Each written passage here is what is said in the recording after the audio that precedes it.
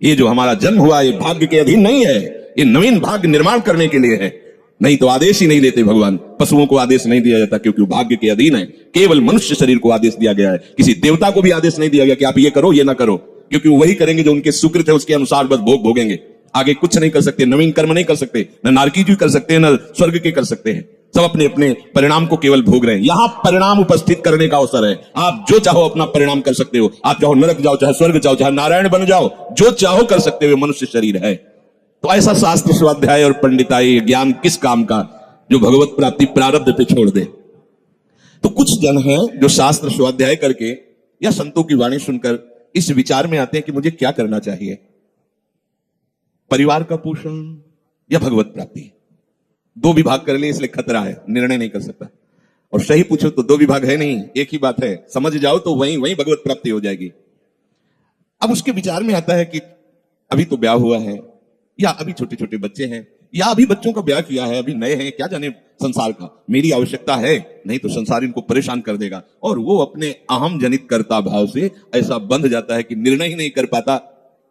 श्री चरणदास जी कह रहे हैं, ए भाई समझो, जिस कर्तव्य को तुम विसार करके झूठे भाव को कर्तव्य मान रहे हो, अरे माया के दीवाने, अरे हिया नहीं रहना, करना अंत पयाना। यहां से जाना है, यहां से जाना है। ये भूल जाते हैं। माया की ऐसी भूल भुलैया है कि हमें शरीर में राग और शरीर संबंधियों के राग में सुख मिलने लगता है और लगता है कि मैं अविनाशी हूं।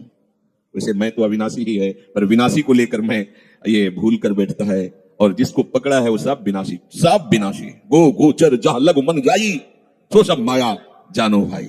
दुनिया में लाखों का मेला जुड़ा, हंसा जब जब उड़ा तो अकेला उड़ा।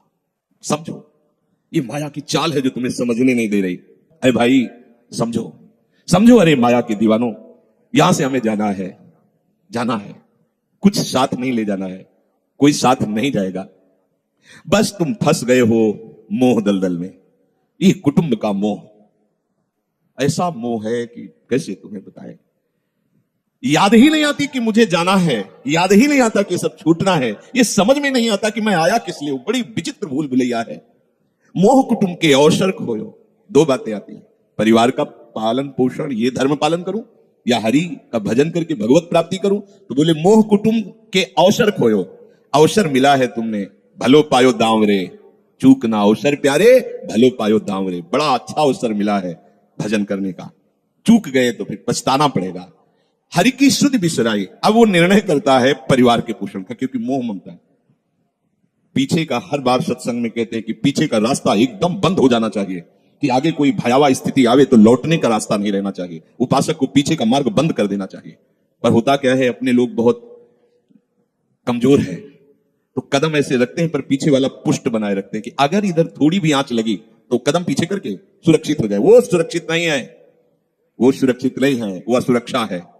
परिवार का राग, अन्य भरोसा, किसी देहधारी का भरोसा, किसी वस्तु, ये भरोसे लायक चीज है। अरे क्षण में बिगड़ जाने वाली चीज है। भरोसा तो हरि का है, भरोसा तो हरि गुरु चरण सेवा अनुसरो। ये भरोसा कभी तुम्हें विश्वासहीन नहीं होने देगा। ये भरोसा कभी धोखा नहीं, साधुते हो न कारज हानि, कभी तुम्हारा मंगल नहीं हो सकता। मोह कुटुंब के अवसर खोयो, हरि की शुद्ध बिसराई। अब दिन तो बैल की तरह काम करने में व्यतीत हो रहा है और रात्रि नींद और भोग में समाप्त हो रही है। आठों पहर की 60 घड़ियां बेकार में इसने व्यतीत कर दी। एक क्षण भी शांति से बैठकर विचार नहीं किया कि मेरा जन्म किस लिए हुआ है, मैं क्या कर रहा हूं। और अपना कुशल चाहता है। एक छिन हरि को नाम लीनो, कुशल कहां ते हुई, तब लगे कुशल न जीव कहूं, सपने हो मन विश्राम। स्वप्न में भी शांति नहीं मिल सकती जब तक भजन नहीं करोगे। बालक अवस्था तो खेल में चली गई, जवानी हुआ तो अहंकार मद छाया, मैं करता मैं भोगता इसमें चली गई। जब वृद्ध आया तो रोग और चिंताओं ने घेर लिया। अब इतना दुखी है कि वो सोच भी नहीं सकता कि मैं इनसे दूर होकर भजन कर लूं। ये जो वो भजन का नाटक होता है, भजन में हम देखते हैं ऐसे ही लगा रहता है, कैसे हो और बढ़िया से और क्या करें, और मरने का ठौर आ रहा है और क्या करें। तुम आयो भजन करने के लिए और में भी फंसे हो। क्या कर दूं, कहां से कैसे व्यवस्था कर दूं। हम ही चला रहे हैं, भले वृंदावन में बैठे, परिवार हमारे अनुसार चलेगा, हमारे ही, नहीं तो नष्ट हो जाएंगे। आए हैं वनवास करने के लिए, भजन करने के लिए। पूरा का पूरा प्रपंच दिमाग में पता लगता है। वृद्ध भय चिंता उपजी, दुख में कछु न सुहाता। अरे भूल क्यों रहे हो, चेतो। साधु चिताता है जगत को। चेतो। काल रूपी शिकारी धनुष पर विष का बाण चढ़ा चुका है, तुम ठीक निशाने पे होश में हो जाओ। अगर अब कोई तुम्हें निशाने से बचा सकता है तो काल का भी महाकाल हरि बचा सकता है, दूसरा कोई नहीं। आए अचानक बांधे, यम के दूत आकर अचानक बंधन में डाल करके ले जाते हैं। अब वो निर्णय कर रहे हैं, झूठे जग से ने छोड़कर साचो हरिनाम उचारो। चरणदास सुखदेव कहते हैं अपना भला विचारो, इसी में अपना भला है। तो क्या करें? घर परिवार छोड़कर तुम्हारी तरह बाबा जी बन जाए? बाबा जी बनने से भगवत प्राप्ति नहीं होती। अगर आप बाबा जी बाहरी बात को ले रहे हैं तो उसको समझ लीजिए, बाबा जी बनने से भगवत प्राप्ति नहीं होती, प्रभु के होने से भगवत प्राप्ति होती है। वो आप चाहे गृहस्थ वेश में रहकर बनो या आप विरक्त वेश, दो मार्ग शास्त्रों ने स्थापित किए हैं, वो प्रभु के लिए। अगर वेश बदल लिया है और परिवार का राग है, भोगों का राग है, संसार की सत्यता का भान हो रहा है कि सब सत्य है, कोई फर्क नहीं पड़ता। वेश परिवर्तन से कोई फर्क नहीं पड़ता। गधे की पीठ में चाहे मिट्टी ला दो, चाहे कबाड़ ला दो, चाहे बेद ला दो, उसको बाहर से मतलब है। शरीर में चाहे लाल कपड़ा पहनो, चाहे सफेद पहनो, चाहे काला पहनो, चाहे नीला पहनो, चाहे पीला पहनो, ये तो वस्त्र है। आपका उद्देश्य क्या हुआ? आपका अपनापन कहां गया? ये खास बात है। कहीं ऐसा नहीं लिखा कि बाबा जी बनने से वो मोक्ष पद प्राप्त, नहीं। जहां संत की बात आएगी वहां लक्षण होंगे। जहां भगवत प्राप्ति की बात आएगी वहां मन का प्रभु में तन्मयता होना, प्रभु में डूबना, प्रभु के चिंतन में मगन होना होगा। वो चाहे गृहस्थ हो चाहे विरक्त हो, दोनों के। एक है कि संसार का व्यवहार पसंद नहीं तो निवृत्ति मार्ग का पथिक बन गया, और एक है कि संसार के व्यवहार को भगवत स्वरूप समझकर, भगवत अर्पित करते हुए अपने को प्रभु का मानकर, प्रभु को अपना मानकर चल रहा है, ठीक वैसे ही भगवत प्राप्ति उसको भी होगी। हम लोग जब सत्संग में बात सुनते हैं तो निर्णय करने के लिए हमारा ही हृदय होता है। अब लगा कि नहीं ठीक है, भजन तो करना है, पर हम ऐसा नहीं है कि कर्तव्य के लिए रुक रहे, पर कुछ समय अब हम लेंगे, फटाफट सब निपटा के। तो तुमसे भी चतुर काल है, वो उतने ही समय में तुम्हें निपटा देगा। बहुत चतुर है। हमने बहुत से लोगों के मुंह से सुना है कि बस ये काम हो जाए हम आए, आज तक वो लौट के नहीं आ पाए, क्योंकि वो गली ऐसी है।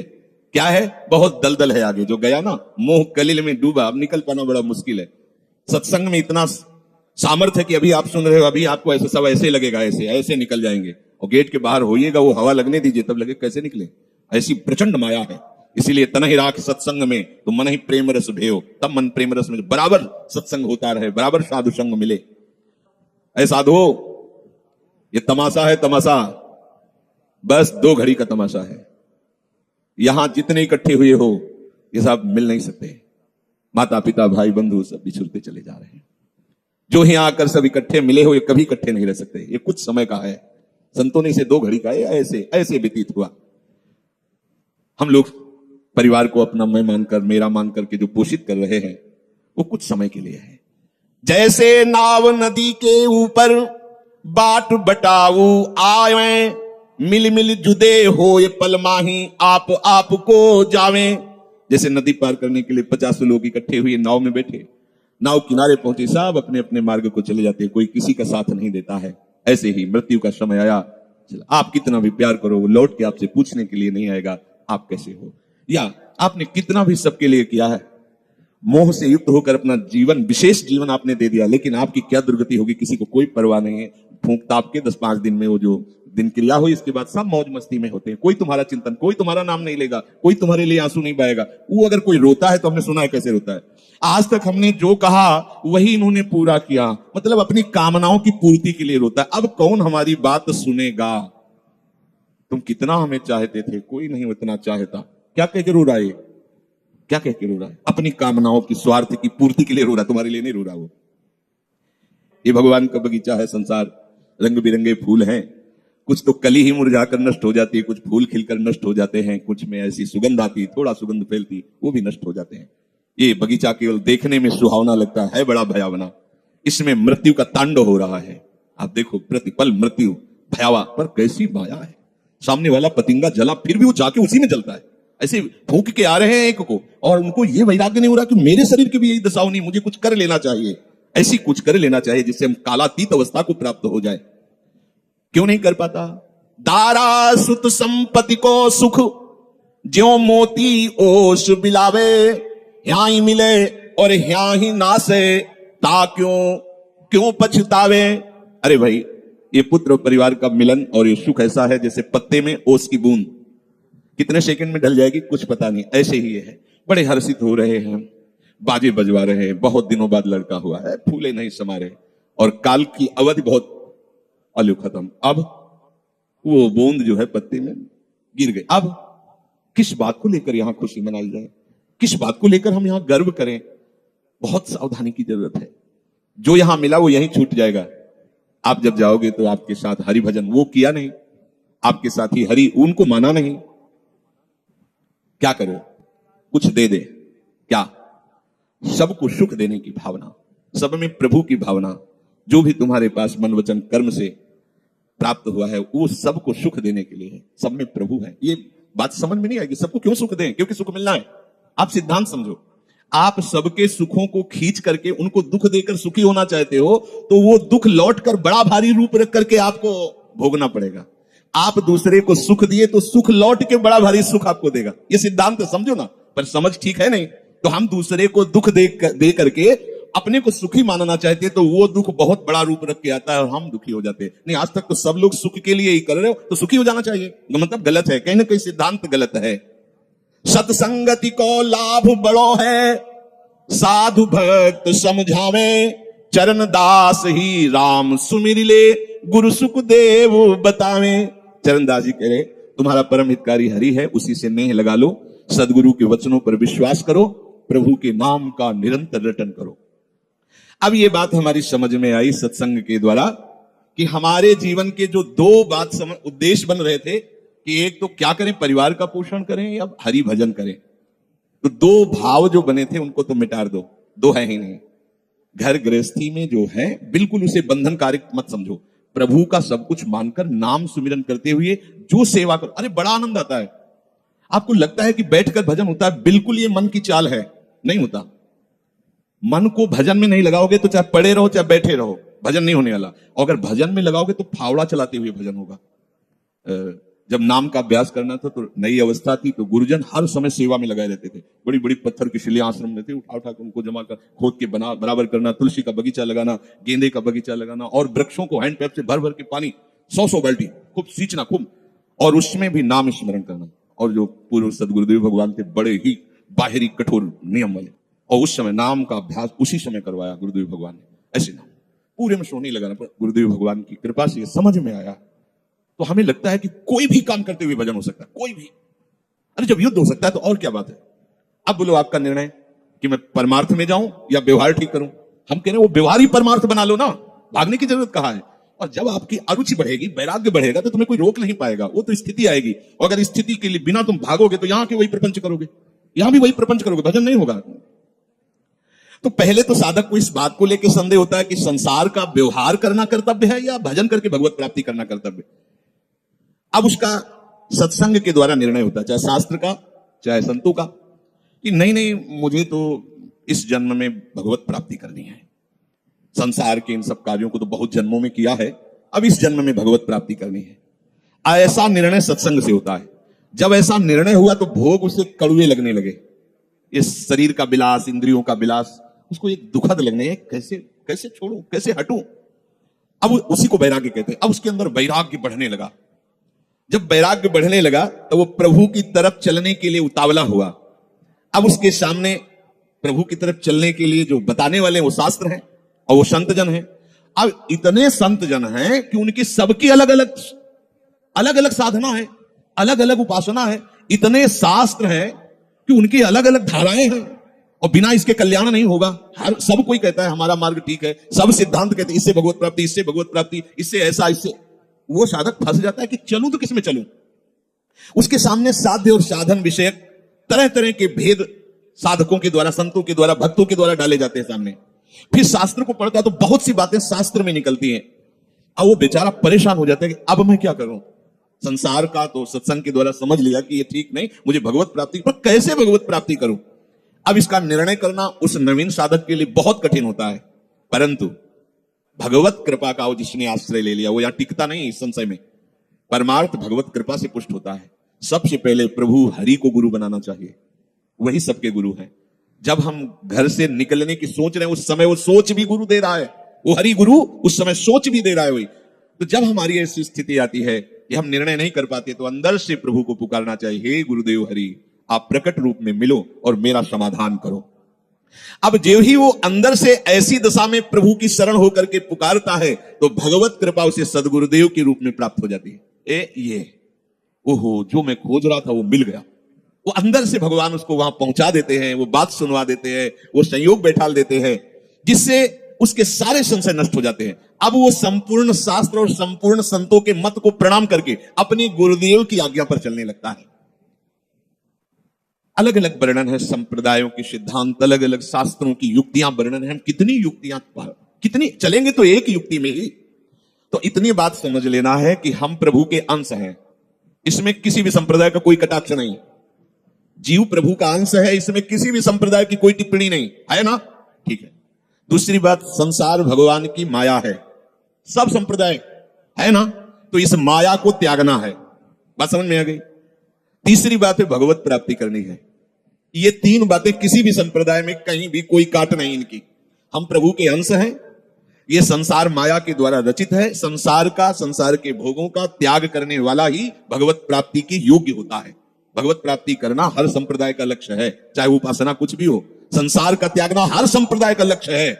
कोई भी आप शास्त्र सिद्धांत या संप्रदाय देखिए, संसार के भोगों का, संसार की आसक्ति का त्याग, और हम प्रभु के हैं, ये सिद्ध बात है। किसी भी संप्रदाय में हो, जीव भगवान का अंश है, ये निश्चित बात है। तो ऐसा निर्णय गुरुदेव की कृपा से स्वाभाविक हो जाता है कि अब सब सिद्धांतों को भले सुन लें, लेकिन हमें चलना का हमें पता है। हमारे गुरुदेव ने हमें बता दिया है, हमारे माई श्यामाजू को राज, हमें चलना। राहु को काहू मनाई दिए, पर मेरे प्राणनाथ श्री श्यामा शपथ करो तृण छिए, मन क्रम वचन त्रिशुद्ध सकल मत, हम श्री हित हरिवंश उपासी, हा हरि रा राधा वा वृंदावन सा सहचरी। साधक की बुद्धि गुरुदेव के प्रताप से उपासना में निश्चल हो जाती है। एक एक बात को समझिए। प्रभु कह रहे जिस काल में शास्त्रीय मतभेदों से विचलित हुई तेरी बुद्धि निश्चल हो जाएगी, परमात्मा में अचल हो जाएगी, उसी काल तू योग को प्राप्त हो जाएगा। कैसे होगी निश्चल?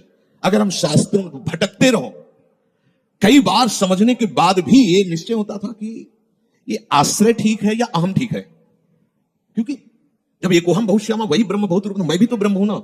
मैं भ्रम से अपने को अंश मान रहा हूं, भ्रम से अपने को जीव मान रहा हूं, भ्रम से अपने को शरीर मान रहा हूं, वही हूं। सेवक से विभाव बिन भव न तरी उर्गारी, गोस्वामी जी कह रहे बिना सेवक और स्वामी के भाव के संसार से तरा नहीं जा सकता। एक में है सेवक स्वामी भाव के बिना नहीं तरा जा सकता, और एक है कि जब तक सेवक स्वामी भाव भेद है तब तक अविद्या है, अविद्या है तो मोक्ष नहीं। बड़ा झंझट है, बड़ी समस्या है। उसका समाधान केवल गुरुदेव के वचन से होता है। मोक्ष मूलम गुरु कृपा, वो बता दे, ऐसे चलो बस। दूसरे के लिए सुनना, दूसरा कोई गलत नहीं है। बहुत से मार्ग हैं, बहुत से संप्रदाय हैं, बहुत से सिद्धांत हैं। हम सब संप्रदाय, सब सिद्धांत, सब मार्गों को एक साथ नहीं निर्वाह कर सकते। एक मार्ग में चलेंगे तो जो हमें गुरुदेव मिले भगवत प्रेरणा से, उनके द्वारा बताई हुई साधन पद्धति में अपनी बुद्धि निश्चल कर दे। निश्चल कोटि जन्म लग रगर हमारी बरऊ शंभुनता रहो कुमारी, इसे निश्चलता कहते हैं, इसे अटल कहते हैं। चाहे जितनी परीक्षा ले लो, चाहे जैसा दुख दे दो, चाहे जैसा प्रलोभन दे दो, लेकिन अब अपने प्रियाजू के गोरे चरणारविंद के सिवा अन्य आश्रय नहीं ले सकते। ये अचल बुद्धि हो गई। साधक की बुद्धि निश्चल हो जाती है कि अब तो मुझे केवल प्रिया प्रीतम का नाम रटना है, प्रिया प्रीतम की सेवा करनी, प्रिया प्रीतम के भरोसे में रहना और प्रिया प्रीतम के पास ही जाना है।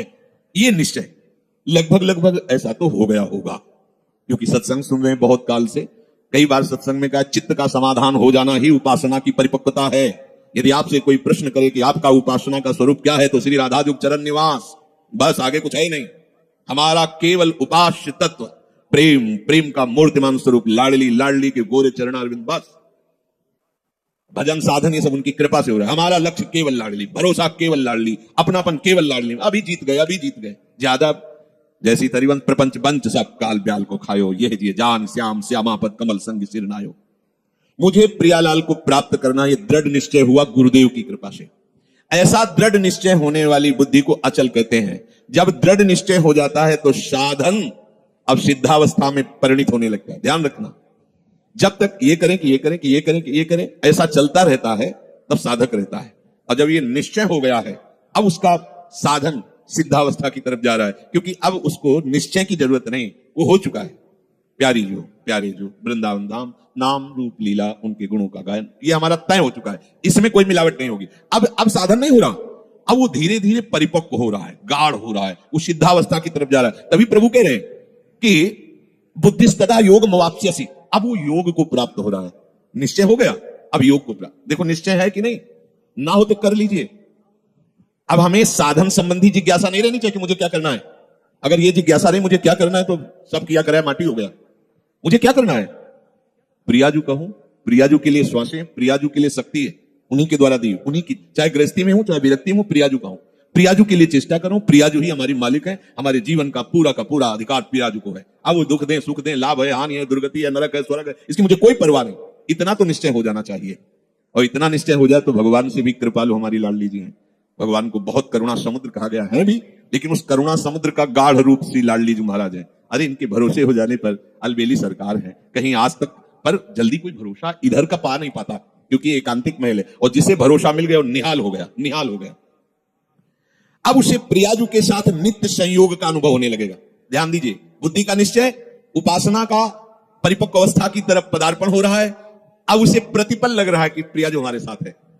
लग नहीं रहा है, छिन छिन बिहरत संग, सेवक जी कह रहे छिन छिन बिहरत संग, छिन छिन निरखत प्रेम भरी, और छिन जस कहत अभंग, यह जो कृपा हरिवंश की। निश्चय में जितनी कमी होती है भगवत प्राप्ति में उतनी ही देरी होती है। निश्चय में जितनी कमी होती है भगवत प्राप्ति में उतनी देरी होती है। क्रिया से भगवत प्राप्ति नहीं है, निश्चय से भगवत प्राप्ति है। निश्चय गुरु कृपा से होता है, गुरु वचनों से होता है, सत्संग से होता है। जब बुद्धि अपने आराध्य देव में निश्चल हो जाती है तो उसे नित्य योग का अनुभव होने लगता है। संसार से संबंध विच्छेद करने के लिए बुद्धि को निश्चल होना ही चाहिए। अगर निश्चल, तभी हम कई बार कहते हैं माता पिता का भरोसा रखेंगे तो आप हमारे आराध्य देव और गुरुदेव के वचनों पर चल ही नहीं सकते। भोगेश्वर प्रसक्ता नाम तया प्रहत चेतसाम व्यवसायत्मिका बुद्धि समाधो न विधीयते, नाटक हो जाएगा। अगर ऐसा होता तो रघुनाथ दास गोस्वामी जी जगन्नाथ जी में अखंड भंडारा शुरू कर देते, हलवाई भेजे थे, रुपए भेजे थे, दोनों पिताजी भाई थे, बड़े अरबपति खरबपति उस समय थे, मजूमदार पदवी उनको प्राप्त थी, पूरा राजा महाराजाओं जैसा। नहीं, जगन्नाथ जी के सिंहपौर पर खड़े होकर भीख मांगकर खाते और वो सब त्याग दिया। ये है परमार्थ का स्वरूप। ऐसा संसार से संबंध विच्छेद करने के लिए तैयारी करनी ही है। ये शरीर और शरीर के संबंधी भोग और शरीर संबंधी रिश्ते नातेदार, यही संसार है। इससे अंदर से संबंध विच्छेद किए बिना कोई न भक्त हो सकता है, न महात्मा हो सकता है, न भगवत प्राप्ति कर सकता है। जो प्रभु से बिछुड़ा हुआ बहुत जन्मों से है और संसार से अपनापन किए हुए है, अब बिना ये अपनापन संसार से हटाए प्रभु से योग हो ही नहीं सकता। चाहे जिससे आशीर्वाद मांग लो, चाहे जिससे आप जाकर के कहो कि हमें हाथ रख दो। लोग ऐसे बावरे हाथ पैर रखने से कुछ होता है क्या?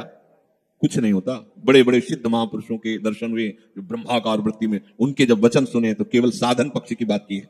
आप अपने भजन पर अधिकार रखो, केवल आप अपने संयम नियम पर अधिकार रखो, अपनापन प्रभु से रखो, बस यही आशीर्वाद है कि तुम्हारा साधन बन जाए, तुम्हारा उपासना में मन लग जाए, यह आशीर्वाद है। अगर इसमें नहीं लगा तो कोई आशीर्वाद फलीभूत नहीं होगा। ये सब भ्रम की बातें छोड़ दो, नौटंकी नाटक अलग चीज है। ये ले सेव संतरा और हाथ सहला दिया और लिफाफा रख दिया, ये नाटक तो बहुत बढ़िया हो सकता है, लेकिन ये आशीर्वाद मत समझना। तुम्हारी भजन में रुचि हो जाए, तुम्हारी विषयों में अरुचि होकर संयम नियम पूर्वक प्रभु आराधना में मन लगने लगे, ये संत का आशीर्वाद फलीभूत हो गया। जो आपने शरीर और शरीर के संबंधियों पदार्थों में अपनापन कर लिया, ये भूल त्यागे बिना तुम्हारा योग हो ही नहीं सकता। कितनी बढ़िया बात, बड़ी अमृतमयी बात है। और जब आप संसार से वियोग करोगे तो प्रभु से योग स्वाभाविक हो जाएगा, करना नहीं पड़ेगा, क्योंकि वो हमारे हैं। संसार से योग करना पड़ता है, योग होता भी नहीं है। कहां अपने हाथ में कुछ लग रहा है क्या? प्रतिपल आयु नष्ट होती चली जा रही, प्रतिपल जो वस्तु पदार्थ सब दूर होता चला जा रहा है, आप उसे पकड़े हुए केवल हो। और इनको छोड़िए तो प्रभु से योग करना नहीं पड़ेगा, हमारा योग है वही जागृत हो जाएगा, स्वाभाविक जागृत हो जाएगा, हमारी बुद्धि प्रभु में निश्चल हो जाएगी। अब प्रश्न बनता है कि जिसकी प्रभु में बुद्धि निश्चल हो जाती है उसके क्या लक्षण होते हैं? अर्जुन जी कह रहे स्थित प्रज्ञस्य का भाषा समाधिस्थस्य केशव स्थित धी किम प्रभासेत किमासीत ब्रजेत किम। जिसकी बुद्धि प्रभु में स्थिर हो जाती है, अचल हो जाती है, निश्चल हो जाती है, उसके क्या लक्षण होते हैं? अर्जुन ने पूछा। वो स्थिर बुद्धि वाला कैसे बोलता है, कैसे बैठता है, कैसे चलता है और कैसे व्यवहार करता है? बहुत सुंदर विषय। जिसकी बुद्धि प्रभु में स्थित हो गई है, अर्जुन जी प्रश्न कर रहे हैं कि वो कैसे लक्षण होते हैं तो समझा जाए कि इसकी बुद्धि स्थित है। वो कैसे बोलता है, उसकी वाणी से कैसे पहचान किया जाए कि जो बोल रहा है ये स्थिर बुद्धि वाला है, या जो बोल रहा है वो चलायमान बुद्धि वाला है। अभी परमात्मा में इसकी निश्चयात्मिका बुद्धि नहीं हुई है। वो बैठता कैसे है, वो व्यवहार कैसे करता है, वो चलता कैसे है? अर्जुन जी ने ऐसा प्रश्न किया। तो प्रभु उत्तर दे रहे हैं कि प्रजहाति यदा कामान, बहुत अमृत में वचन है, प्रजहाति यदा कामान सर्वान् पार्थ मनोगतान् आत्मन्येवात्मन तुष्टः स्थित प्रज्ञस्तदोच्यते। जो स्थित प्रज्ञ बुद्धि, स्थित अचल, जिसकी बुद्धि अपने आराध्य देव में अचल हो गई है, किसकी? जिसकी संपूर्ण कामनाएं भली भांति शांत हो गई है। सर्वान् कामान, संपूर्ण कामनाएं प्रजहाति, भली भांति शांत हो गई, अब कुछ नहीं चाहिए। वो अपने आप से अपने आप में संतुष्ट रहता है। इसके दो भाव हैं, वो अपने आत्मस्वरूप में नित्य आनंद में डूबा रहता है, भक्ति में वो अपने आप से अपने आप में आनंदित है। अपने आप कौन है? हमारे प्रभु है। किसी क्रिया से नहीं, किसी पदार्थ से नहीं, बाहरी किसी सपोर्ट से नहीं, इसलिए अपने आप से, आत्मन्य वात्मना तुष्टा, अपने आप से। प्रियाजू को सबसे ज्यादा प्रसन्नता और सुख पहुंचाने वाली बात है आपको अपने आप को दे देना है। यही सबसे बड़ी सेवा है।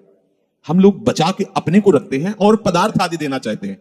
हम महीना तुम्हें दे सकते हैं, हम रुपये क्या भोग सामग्री दे, लेकिन हम, हमारे लड़के, हमारा परिवार, हमारी हम, ये सब मायाकृत है वस्तु, जो जहां जैसा ठीक है आप अपने आप को दे दो।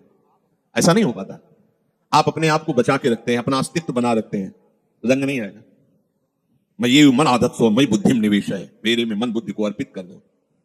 फिर जब आता है कि कैसे करें, फिर वो साधन पद्धति प्रारंभ कर दी जाती है। नहीं तो सही पूछो, जिसमें साधन का कोई योग नहीं होता। आप समझ नहीं पाते, इसलिए साधन का योग कि करो, धीरे धीरे आपकी जो पूर्वाभ्यास हो मिटे, तब ये बात सीधे प्रियाजू की प्राप्ति के लिए आप पर्याप्त हैं। निश्चय कर लो श्यामाजू की। अब जैसी दिनचर्या है उस पर थोड़ी दृष्टि डाल लो कि श्यामाजू के विरुद्ध आचरण ना होने पाए, मस्त रहो, भरोसे पे मस्त रहो। देखो सारे सद्गुण दैवी संपदा आपके अंदर आ जाएगी। सारे शरीर को स्वीकार करके भोगों में सुख है ऐसा माना तो सारी आसुरी प्रवृत्ति आ गई है। मानने मात्र से आपने केवल माना कि मैं विरक्त हूं, तो बहुत से अंकुश अपने आप लग गए। विरक्त हूं, जहां आपकी मान्यता होती है वैसा रंग चढ़ने लगता है। मैं प्रियाजू का हूं, प्रियाजू मेरी है, ऐसी मान्यता से सारे भागवतिक सद्गुण आ जाएंगे, जो महात्मा में होते हैं, जो रसिकों में होते हैं, जो भगवत प्रेमियों में होते हैं। अब ये बात समझ में नहीं आती, इसलिए फिर लगाया जाता है आप ऐसा करो, इनको त्यागो, उनको, छोटे छोटे सब करते हुए जब यहां आता है, अगर वो अपने आप को नहीं दिया, ये सब कर रहा है, तो उसका फल होगा प्रियाजू नहीं मिलेंगी।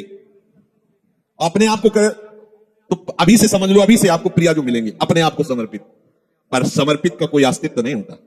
जैसे रूपलाल हित हाथ बिकानी निधि पाई मनमानी। अब ये समझ पाओ तो समझ पाओ, नहीं तो फिर साधन में लगो। धीरे धीरे जब साधन में लगते जाओगे तो अभी क्या है, इतनी बहिर्मुखता है कि फिर क्रियाओं को, फिर क्रिया जिनसे होती है उन करणों को जब हम धीरे धीरे उधर मोड़ने लगते हैं, तो चूंकि इन्हीं के पीछे हम चल रहे थे, यद्यप उल्टा है बात, इन्हीं के पीछे चल रहे थे, इसलिए धीरे धीरे लगने लगता है मैं प्रियाजू का हूं। ये बहुत लंबा सफर है। अगर आप स्वीकार कर ले मैं प्रियाजू का, तो आपके कर्म, आपकी चेष्टा सब अभी इसी क्षण से प्रियाजू को समर्पित होने लगेंगे।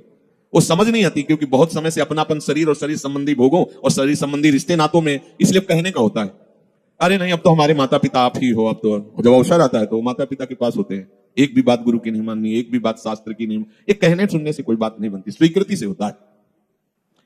यहां प्रभु कह रहे हैं प्रजहात यदा कामान सर्वान पार्थ मनोगतान। जब उपासक ये निश्चय कर लेता है कि प्रभु के सिवा मेरा कोई नहीं। अब जो कामनाएं होती वो सुख के लिए होती, कोई भी कामना, ये खाऊं, ये देखूं, ये सुनूं, चलो हमारी ऊंची स्थिति नहीं, पर उसे हम प्रियाजू के ऊपर छोड़ देते हैं। अगर हमें हलवा मिलना है पाने को, तो तुम ना करो, तुमको वही पाना पड़ेगा। जिधर भी जाओगे हलवा मिलेगा, क्योंकि तुम्हें पाना है प्रियाजू को। और नहीं पाना है तो चिंतन ही करते रहो, मिलना नहीं है, क्योंकि आप तो काहे को चिंतन। अगर कामना स्फुरित भी होती है तो उसे सीधे प्रियाजू को समर्पित करो। देखो प्रियाजू, ये बात है, एक तो समर्पित करने की जरूरत नहीं, उनका मकान वो खुद जान रहे हैं, कौन सी खिड़की टूट रही, कौन सा कहां क्या हो रहा, उनका मकान है ये, बिल्कुल सीधे समझो। जब मकान नाम में कर दिया तो उसकी छिपकली भी उसी में हो गई, जाला भी हो गया, मकरी भी हो गई, और उसकी जो गंदगी वो भी उन्हीं के नाम हो गई। आप समझो, बिल्कुल समझो, मकान नाम हो गया ना, जैसे कहते से पूरा हो गया, उसमें अच्छा बुरा जो भी था सब नाम, ऐसे ही जीवन प्रभु के हवाले कर दिया। अब आप निश्चिंत। एक सूत्र नारद जी ने लिखा है कि जो उपासक ऐसा समर्पित हो जाता है, उसके काम क्रोध लोभ मोह मद मत्सर ये भी समर्पित हो जाते हैं, ये सब भगवत स्वरूप हो जाते हैं। ये विरोध तभी करते हैं जब हम भगवत विमुख है, देहाभिमानी, इसलिए जलाते हैं, हमें भ्रष्ट करते हैं। और जिस समय आप भगवत समझ, तो ये सब भगवत स्वरूप हो जाते हैं, ये सब प्रभु को समर्पित हो जाते हैं। जिस समय उपासक मन में आई हुई संपूर्ण कामनाओं को भली भांति त्याग देता है, अब ये थोड़ा समझना होगा यार रुक के, हमारे अंदर जो सुख भोग की लालसा यही कामना पैदा करती है। हम कहते हैं ठीक है तुम्हें कोई ज्ञान नहीं, पर एक पर विश्वास कर लिया, जैसे मान लो आप यहां अधीन हो गए राधा के कुंज में स्वामी जी के, तो अब तुम्हें इच्छा करने की क्या जरूरत है कि हमको ये भोजन में मिले, क्योंकि तुम थोड़ी, अब तो जो श्री जी का भोग लगेगा वो आपको मिलेगा। अगर आपके अंदर आता भी है अज्ञान के कारण, यद्यपि आपको जरूरत नहीं किसी भी भोग की, आप बहुत सुख स्वरूप हैं, किसी भी भोग से आपको सुख नहीं मिला है, न मिलेगा और न है, आप इतने सुख सिंधु है कि बिल्कुल ये समझ लो तटस्थ हैं, जैसे प्रभु सुख राशि ऐसे आप भी सुख राशि, ईश्वरन से जीव अविनाशी, चेतन अमल सहज सुख राशि। पर अपने स्वरूप का बोध न होने के कारण शरीर भाव से आपके अंदर जो कामना है, तो जब शरीर समर्पित कर दिया तो कामनाएं भी समर्पित हो गई।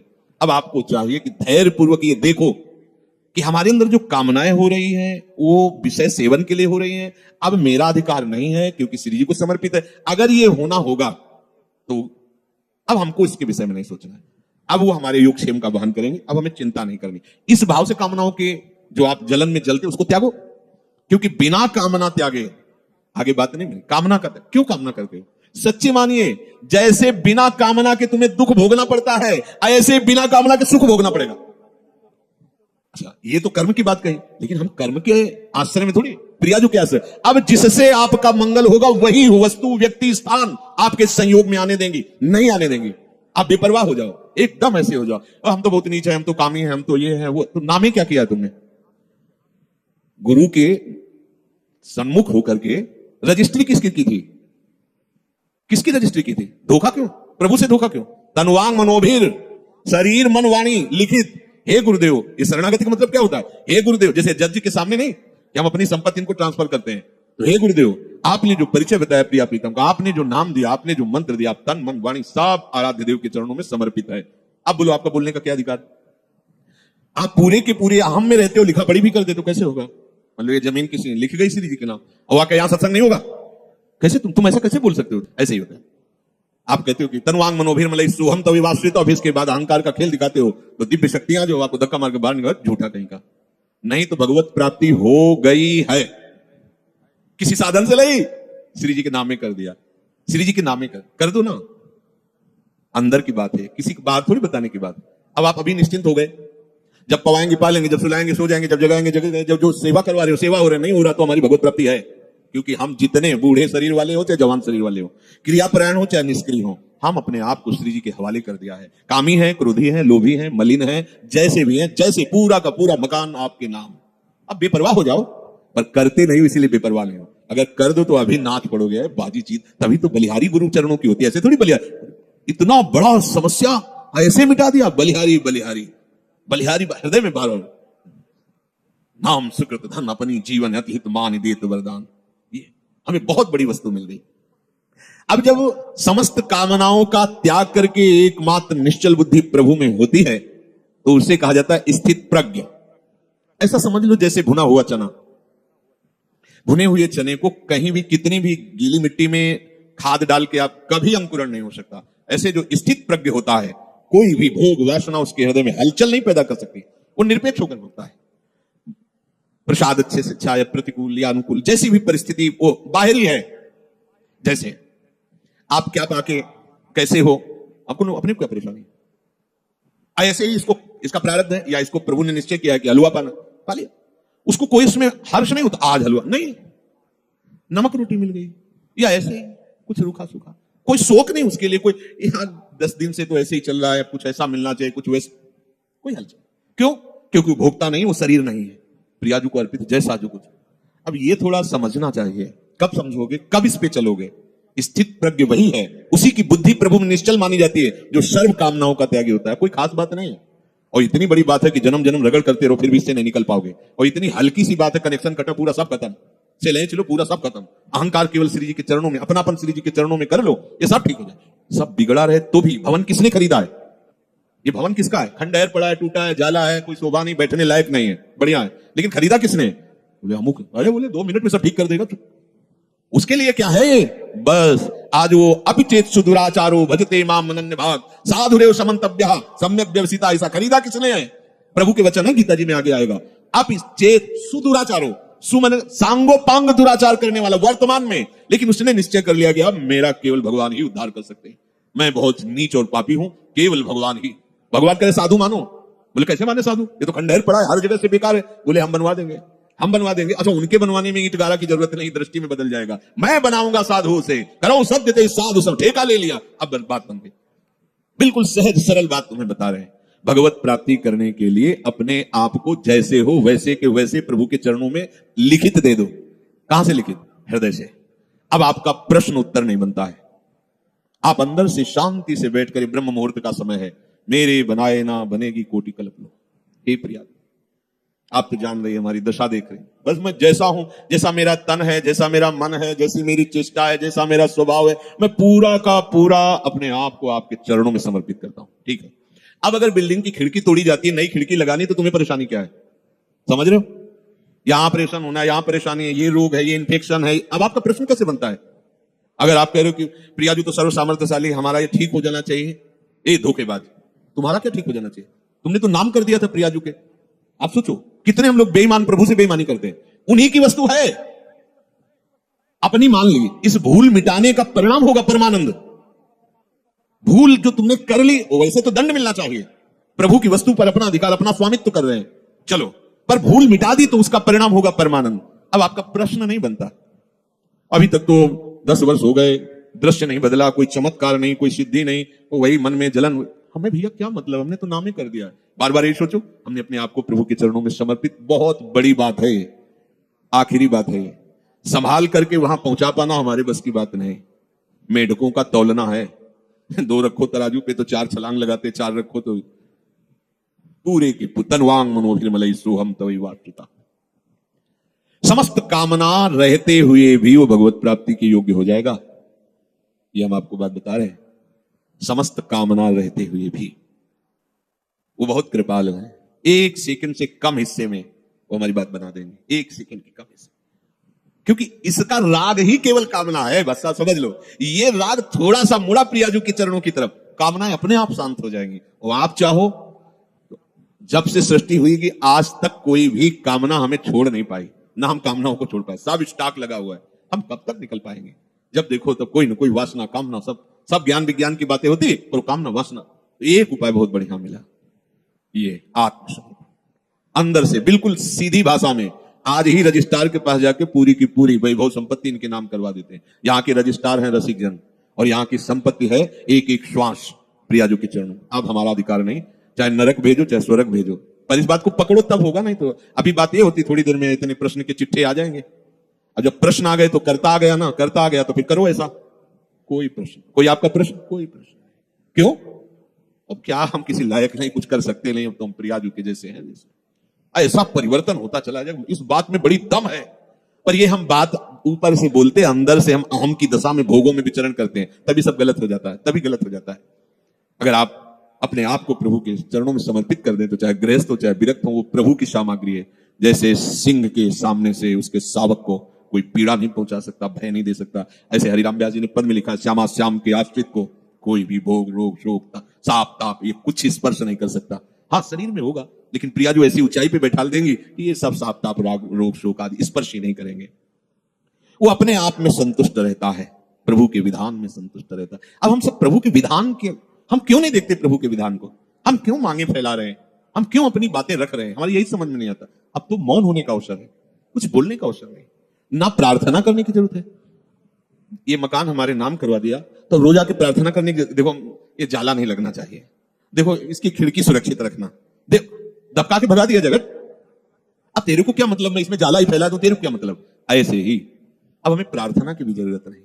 प्रभु इज्जत रखना, प्रभु स्वस्थ रखना, प्रभु हमारा कल्याण कर, मत करो, हमारा कुछ है ही नहीं।